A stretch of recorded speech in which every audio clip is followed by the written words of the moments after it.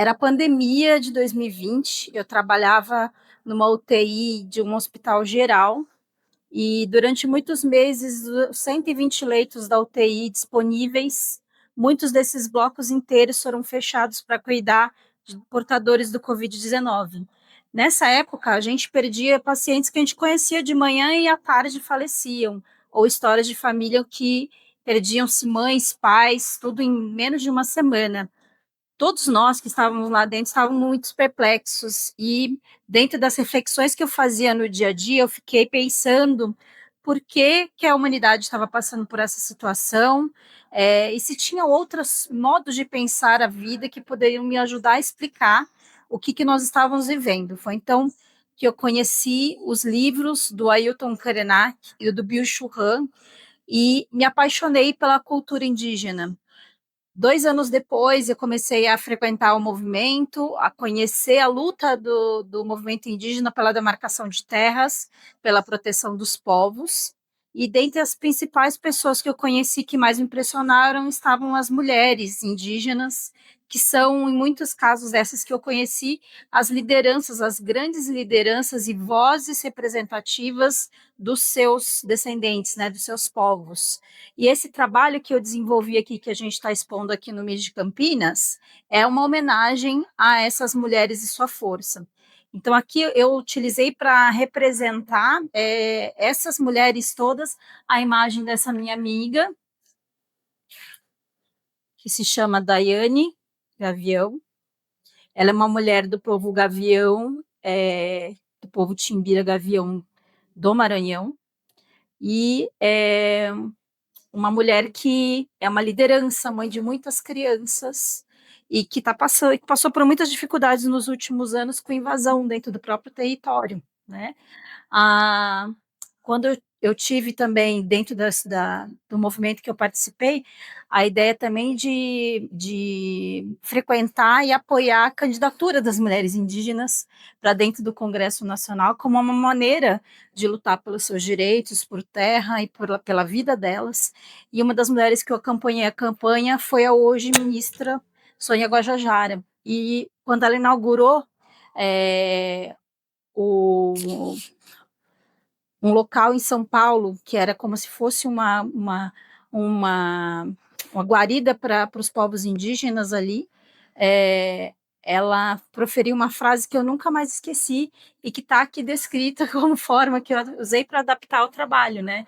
Ela disse: quando as florestas queimam, não só as árvores queimam, nossos corpos queimam junto com elas, né? Então, quando a gente destrói o território, a gente também destrói os povos, porque existe uma conexão muito forte da espiritualidade dos corpos deles com os seus territórios, que eles chamam de corpos territórios. Então, a ideia que eu tive é fazer uma imagem reversa, né? Uma imagem, uma folha desse papel, uma foto da Diana queimando, só que fazendo isso do ponto de vista reverso. Então, a imagem queimada reintegrando-se, voltando a uma imagem completamente íntegra, como se ela estivesse renascendo dessas cinzas.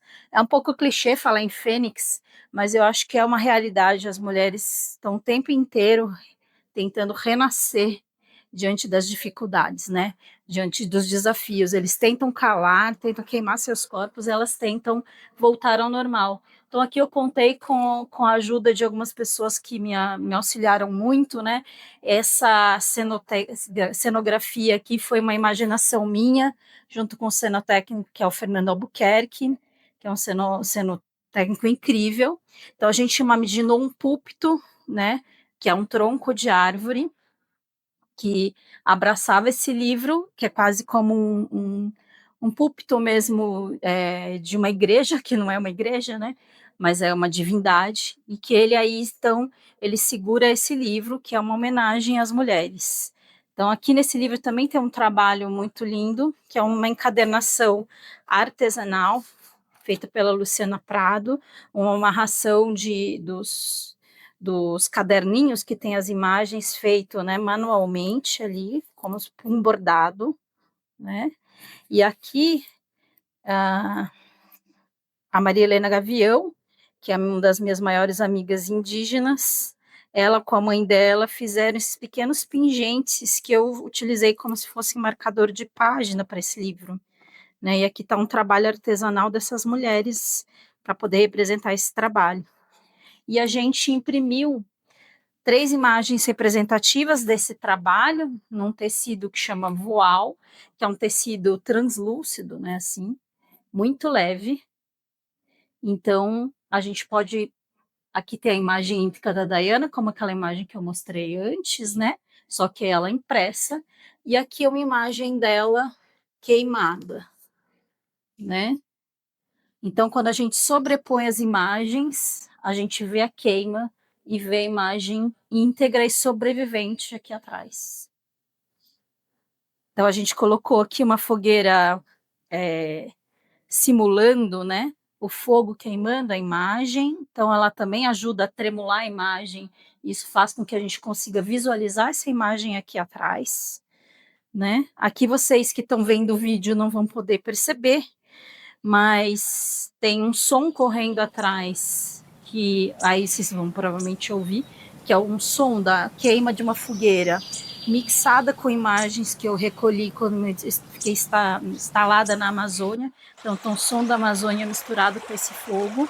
E aqui, isso sim vocês não vão perceber, mas tem um odor de alecrim que corre aqui nesse espaço, que representa, né, uma erva aromática que tem um significado muito grande para os povos Yanomami, por exemplo. Eles dizem que quando a gente consome o alecrim, a gente tem a possibilidade de fazer os sonhos premonitórios. Isso faz muito sentido dentro da linguagem deles, porque é a maneira como eles conseguem antever ou aumentar a sua intuição com relação ao que eles sentem, né?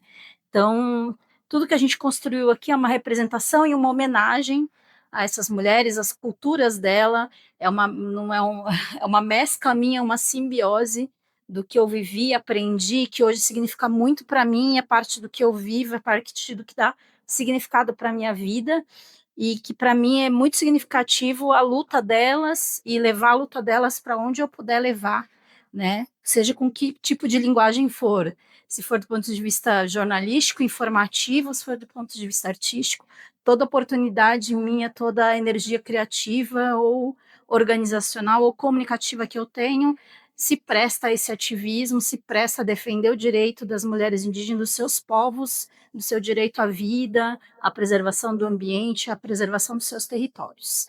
Convido todo mundo que puder vir a Campinas, ver a exposição em si, porque ver a instalação é completamente diferente de ver em vídeo, porque a gente vivencia a instalação, os cheiros, o som, né, as imagens presencialmente, mas se vocês não puderem ver e vir pessoalmente, acompanhar os vídeos que a gente vai fazer da divulgação, de como foi essa amostra, né, do trabalho, os vídeos desse trabalho que também vão ficar no meu canal.